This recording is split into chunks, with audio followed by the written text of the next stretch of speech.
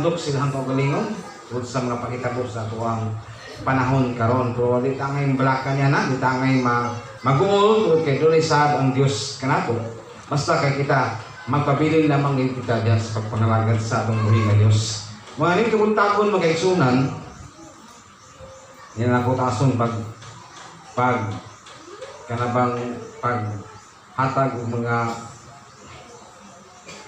mga istorya nga pasiunang sa ato ang pagkaminsahiyon karon. Mo litso na lang dito sa ato ang pagkaisgutan nga mensahe sa pulong sa Ginoo tungod kay ang atong oras medyo taas na gayon, no? Apit na tamag alas 11. Muna nga ning madahom sa kabuntagon mga igsoon dapat sa kautuhon.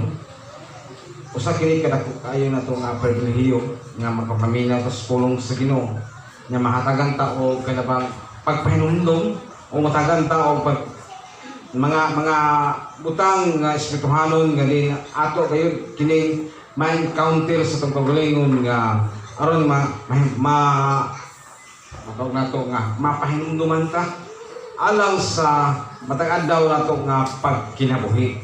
Muna ni kabuntagon mga igsoon dito ta sa mga pag-ampos sa itong mga mensahe, mag-ampo ta, dalay ko ikaw, mahalo mo langit ng Diyos na nabigamanan sa tanan. Ikaw lamang ang Diyos ang among isaligan, ikaw lamang ang among ginauman, samtang kami, napapilin pa kami.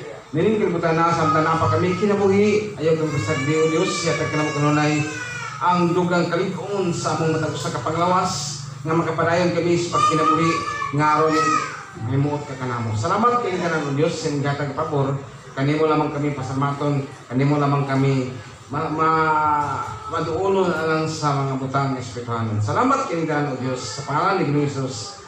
Amen ug amen. Nani kabuntagon kay suna, salamat pud ta kay nagpadayon bilog klambo ang atong simbahan, no? Ang atong church na butakan dito ka side o kabintana ng atong main door, no? Nga nagkatidad kini wa ko ka tugka do pala kasi natin tanan pero 24,000, no? Isa ni siya sa atong gipaningkamutan gyud gi mapadayon kini nga buhaton nato lagi sa mga kinahanglan nato alang sa atong church, no? Ya, kung kaaw nimo sa dapita ang puntahan 18 Sintana 3 Kamil. Salamat sa Ginoo ni anak kung hatag kan sa Ginoo dugang panalangin, no?